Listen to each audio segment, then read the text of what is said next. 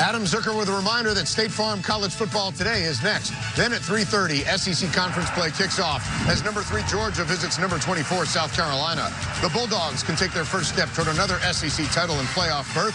Meanwhile, the Gamecocks could prove they're ready to contend in the East. Now, let's get you back live to the surf.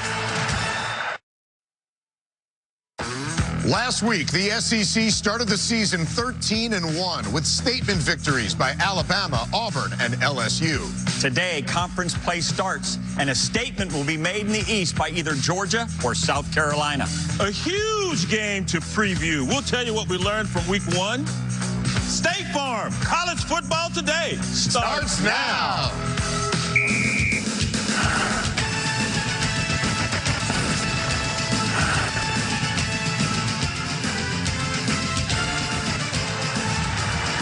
Fights his way all the way. Touchdown. You got to be ready for it, but how do you stop it? Fires. And there he goes. Touchdown. Well, this is how legends are made.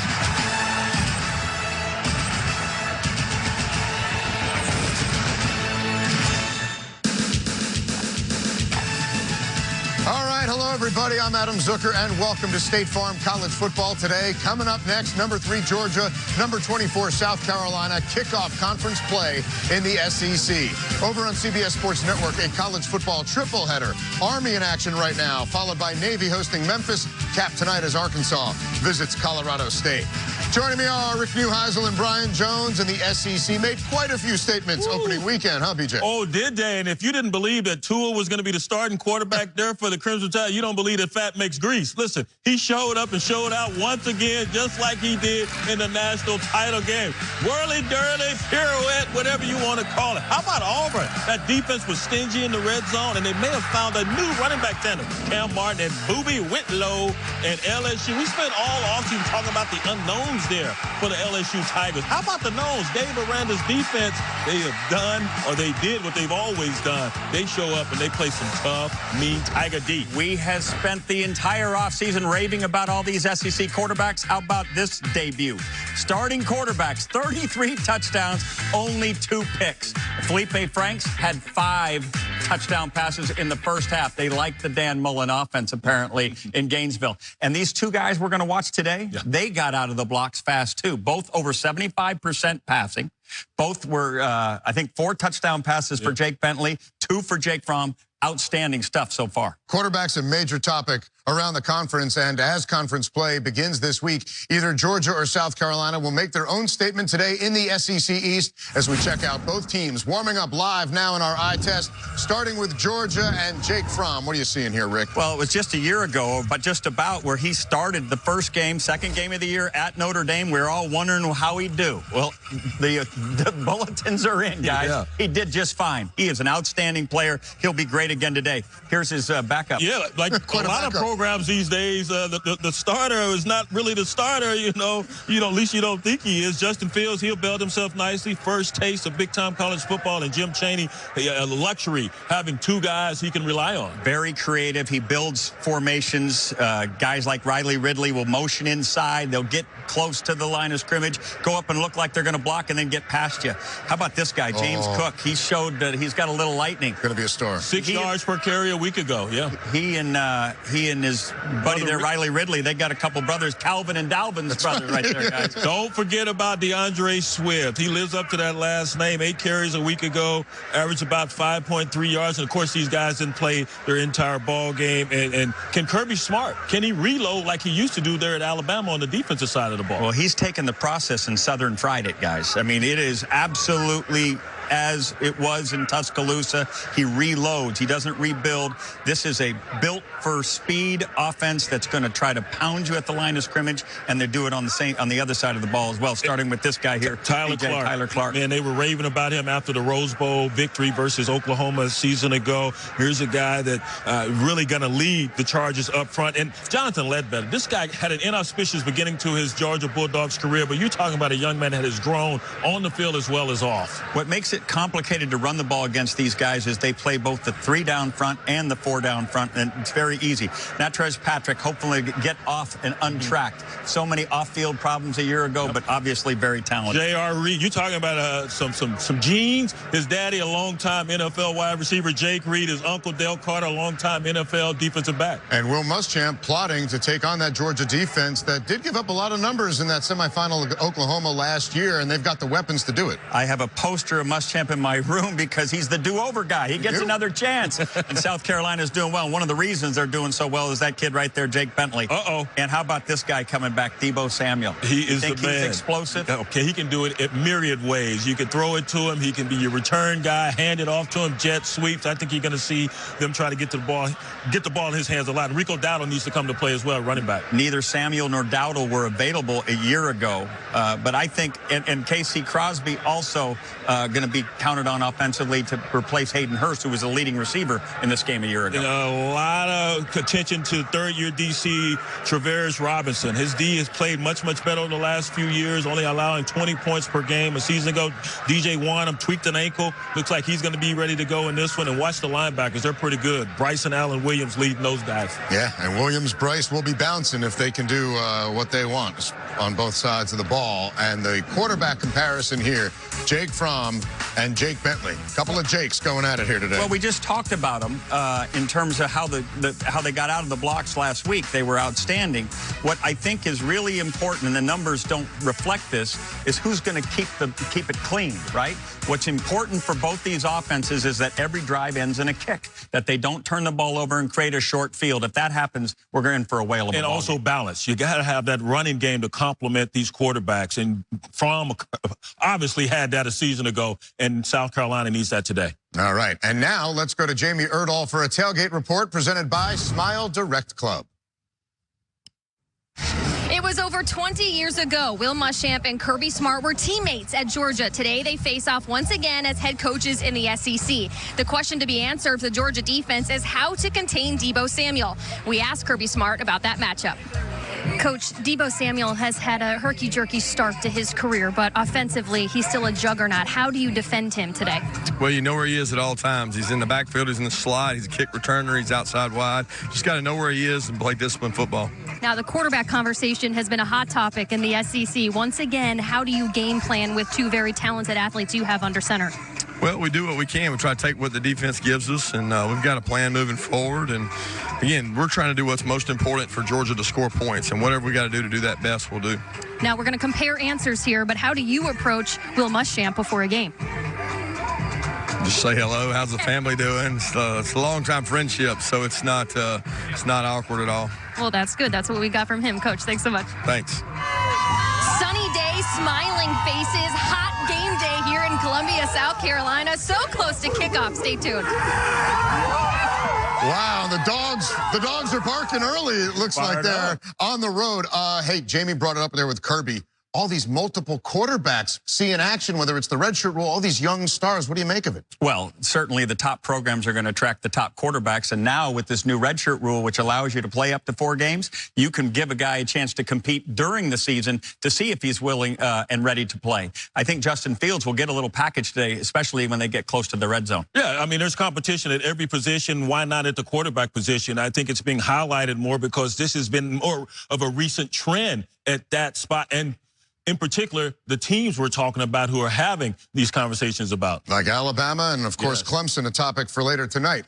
Time to check in on other action involving SEC teams already underway. Number 18, Mississippi State. Hey, the season debut for Nick Fitzgerald. Maybe he's feeling some pressure after watching his backup last week here, BJ, at Kansas State. Keaton Thompson, he went off last week, matching a SEC record with 7 touchdowns in that ball game. But how about Colin Hill? The guy never rushed for over 100, and he has over 200 on the day. You saw the reception there for a touchdown, and he's running them in as well. That one for 28 yards. Yeah, 3 total touchdowns for him. That one's just about over, 31-10. Hey, the SEC making all kinds of non-conference conference statements, Rick. Vandy looking better than a year ago. Vandy's running back Keyshawn Vaughn here takes the handoff, breaks a tackle, goes 46 yards for pay dirt. They're playing a team that scored 72 points last week in the Wolfpack. Off to a great start. Here, Kyle Shermer tosses to wide receiver Collegiate. Lipscomb in the end zone, climbs the ladder for an 11-yard score. Very impressive beginning for the Commodores. And Vandy looking to build on this, and a big trip to Notre Dame coming up for them next week. In top 25 action involving SEC teams still to come, number 1 Alabama hosting Arkansas State this afternoon. Tua Tagovailoa officially named the number 1 quarterback. More on that in a bit. Number 2 Clemson visiting Texas A&M tonight. And when 7th-ranked Auburn hosts Alabama State, former Tigers AD and Sports Information Director David Housel will be missing his first Auburn game since 1964 because of knee replacement surgery, and we all wish David a speedy recovery. First home game that he's going to be missing. And once again, CBS Sports has joined forces with St. Jude Children's Research Hospital in support of Childhood Cancer Awareness Month. As part of the partnership, we will assist St. Jude in raising awareness of pediatric cancer throughout the month of September during our football coverage. Additionally, all month we will wear these pins in support of St. Jude. We'll continue to get you ready for a day of college football with a look at the other big games in our Saturday Spotlight. You are watching State Farm College Football Today on CBS. Georgia wide receiver Mecole Hardman led the SEC last season in punt returns and average, as well as being second in kick returns, averaging just over 25 yards a pop. The 5'11 junior had a 59-yard touchdown reception in last week's win over Austin Peay. All right, we're going back to the scoreboard now. Big Ten teams from the East Division last week. Today was Wisconsin's turn. Gave up an early touchdown to New Mexico, PJ, and then got going. Yeah, they said, we're going to stop playing around. We're just going to hand it off to that man. Jonathan Taylor is that man. Career-high single-game rushing record for Mr. Taylor, 253 on the ground. He just keeps doing it. 148 in the first game of the season a week ago. Each and every week, he's churning out the yardage. Couple fumbles, though. They were worrying about that. They did allow a touchdown to their opponent on their opponent's first drive for the first time since 2014, but Wisconsin steamrolling at home. Oklahoma making the red carpet available for UCLA here, Rick. Rodney Anderson plowing in here from 3 yards, but later in the game, he'd leave the field with an apparent knee injury. We're not going to be available for the rest of the game. That's correct. And from there, it's all Kyler Murray. Well, we say dual threat when we say Kyler Murray, and he makes it look why.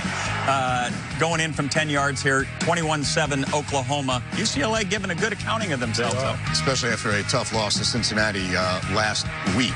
All right, meantime, Michigan looking for some more offense after the loss to Notre Dame. BJ, Jim Harbaugh trying to find it. Yeah, they need to find it. There it is. He's laying hands on his quarterback. Now, listen to me, son. I got your back, but I need you to hand it off here. Karan Higdon, he's going to take this one 67 yards for the score. It was all about the running game today. Higdon over 100 in the first half, and here Chris Evans gets in. How about this stat?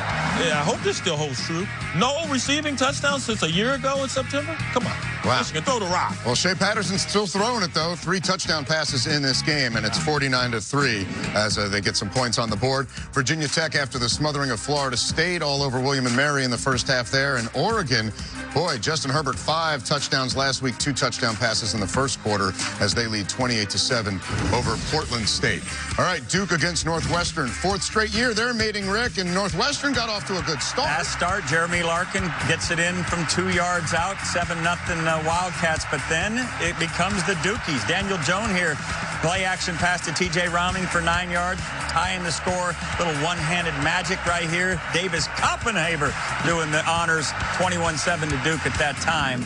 And at risk here, guys, is the longest Power 5 winning streak, which is currently 9 games, held by those Wildcats. It is a final now. It is over. It is a final, 21-7. No longer at risk. A bunch more to get to from around the country, including Kevin Sumlin back where his head coaching career started at Houston.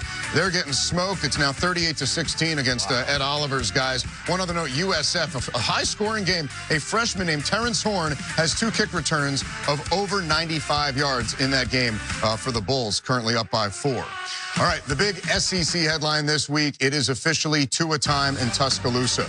Nick Saban announced Monday that Tagovailoa will be Alabama's #1 quarterback. It is uncertain if Jalen Hurts will play at all this afternoon, and his future is even cloudier.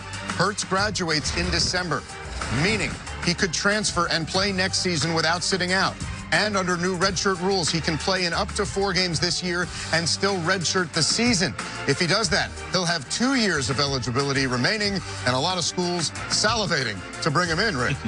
Yeah, a lot of schools, including one in the same state. Hey, listen, this is a win-win proposition. This is the happiest ending to this saga that you can come up with. Having him sit and be great insurance for Tua Tagovailoa and be ready should something happen, but also know that if it doesn't happen, he can go on and still be a quarterback someplace else of his choosing. Well, this transferring has gone viral. I transferred from UCLA to the University of Texas. It had nothing to do with playing time. I played as a true freshman, played my sophomore year, so it wasn't that.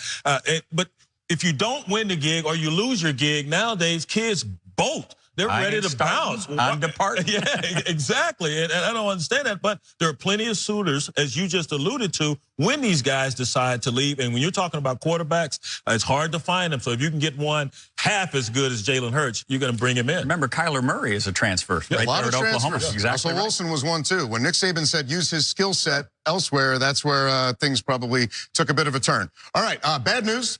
It's pick time. Neither of you were in midseason 4-3 doesn't cut it around here, Rick, even if you won the week. Still one game better. One game better than BJ. Crown? A lot of room for improvement now as we take a look at our Saturday Spotlight.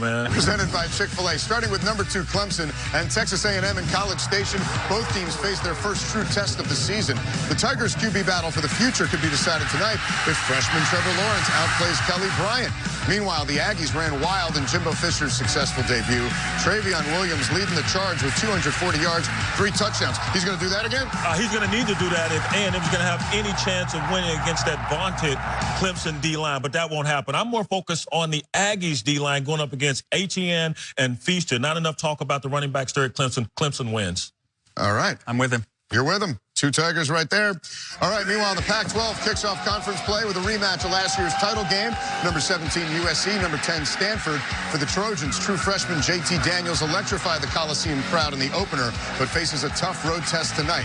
Meanwhile, as Bryce Love looks to get back on track, the K.J. Costello to J.J. Arcega-Whiteside connection proved last week that there is a lot to love about the Cardinal offense. This is a tough guy contest. Both want to be the bullies on the block in the Pac-12, and I'm going to lean Stanford here because I think Bryce Love gets on track, and I do not see another year where SC is able to run for over 300 against those I'm leaning with you. Cardinal. I'm leaning. You're leaning? I can't tell. He's a leaning guy. Well, USC won both meetings last year. Who cares? That was Sam Darnold time. To the SEC, another conference opener in Gainesville, Kentucky and Florida. The Wildcats blew a 13-point fourth-quarter lead in Lexington last season, dropping their 31st straight game to the Gators.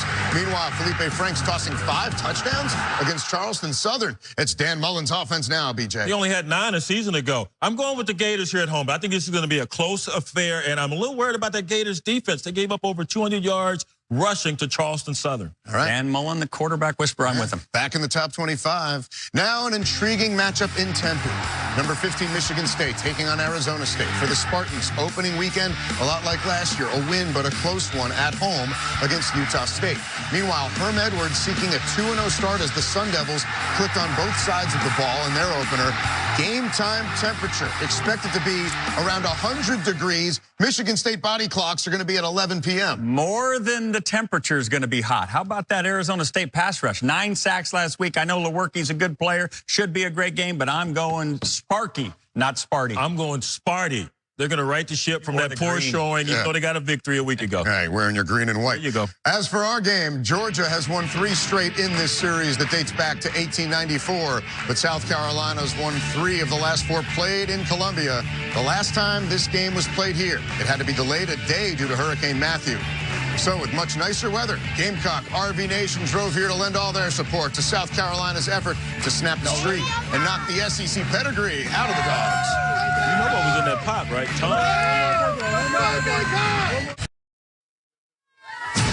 State Farm College Football Today is sponsored by State Farm. Talk to an agent today at 800-STATE-FARM. Sonic, this is how you Sonic. And by Smile Direct, delivering straighter smiles. There he is, South Carolina wide receiver Deebo Samuel, the only player in school history to have 3 kick returns for scores. The 6-foot senior also holds the record as the Gamecocks' all-time leader with a 33-yard kick return average.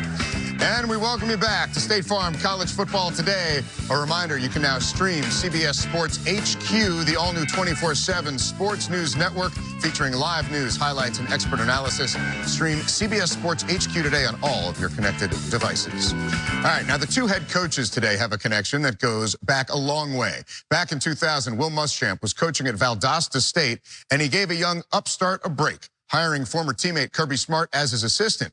It was Smart's first coaching gig and the focus of today's SEC A to Z. How has your relationship with Will Muschamp evolved over the years? Well, it's grown. He's been a tremendous asset for me. First, I probably wouldn't have got hired if it wasn't for him at Valdosta State, and then he helped get me to LSU. So him connecting me to Nick and the staff was tremendous for me. Well, it's funny. Kirby, I believe, was cut by the Indianapolis Colts, and I was the defense coordinator at Valdosta State, and we needed a secondary coach. And somebody called and told me he had been cut, so I called him, and he came down, and we hired him. We interviewed him. This is a true story. He drew up 12 guys on defense. In the interview, and he'll deny it, but it did happen. These 2 fellas are mirror images of one another. I promise you. They both, you look up box safety in the dictionary, there's their picture right there. They know how to come down, and they chew nails, and I'm telling you, so too do their teams. We're in for a rock'em sock'em. No, you're exactly correct. The splitting images, same type of mentality, a physical, tenacious coaching mentality they both bring to the table. 2 guys who have had some laughs over the years. Will Muschamp 1-5 against his alma mater between SC and his time at Florida. You're not laughing about that. No, he's not. All right, how about 3 things you guys learned from week 1 of the college football season? Rick? Well, I think the Pac-12 got out of the blocks okay. They survived week 1, but they need to impress more. Washington looked good in a loss to Auburn. We saw some good things out of both Stanford and USC. Anxious to see that game. Some of the other teams got to pick it up. Count on Utah to pick up a little slack. Number 2, the tempo era. The pendulum has swung back. Defenses are no longer influenced by tempo. They have caught up to that. No longer is fast-paced football the rage. And drop-back protection, guys, is the hardest thing in the world to coach. A year ago, 43 teams had given up 3 sacks at this time. We are at 53 right now. Only 25 practices to get ready. If you aren't ready to block drop back, you're in harm's way. First-year transitions. There you go. Hey, I'm going to start with LSU. Are they whole finally? That quarterback position has been broken for so long. Everyone's goo-goo gaga over Joe Burrow. He only hit 45% of his passes, but he looked the part. He checked them out of bad plays. He got them into the right place. And although he didn't throw for a high percentage, he looked like a quarterback. How are they spelling his last name? They're spelling it B-U-R-E-A-U-X. Got a little Cajun to it now. How about Louisville wide receiver? They didn't learn from that Vanderbilt defensive lineman a year ago. Bama, you next. Remember they came out talking all that noise? Hey, don't talk about it. Just do it next time. No domination there against that young Bama secondary. And last but not least, Maryland. 2 years in a row, they messed with my Longhorns. I mean, is Texas ever going to get right? Over the last 3 or 4 years, they've had more games, 13, count them, 13 games where they've lost by 7 points or less. They've got to get over the hump. All right. Hey, we lost a great actor, a great football player this week. As we go now for the last word, a tweet from Florida State. There you go. The Seminoles will honor Burt Reynolds. They'll honor the Bandit this Saturday. These are the helmet decals going to be wearing at Florida State. Bandit 1, one of my favorite movies. Eastbound and Down. That's it, loaded up and trucking. That's a solid helmet sticker right there.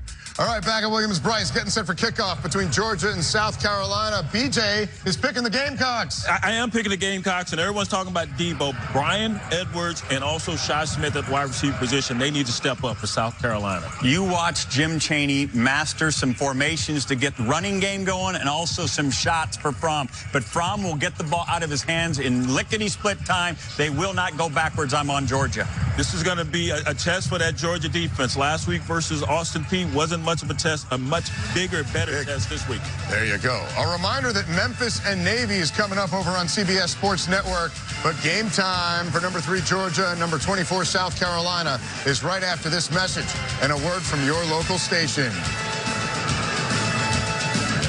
You have been watching State Farm College Football Today on CBS.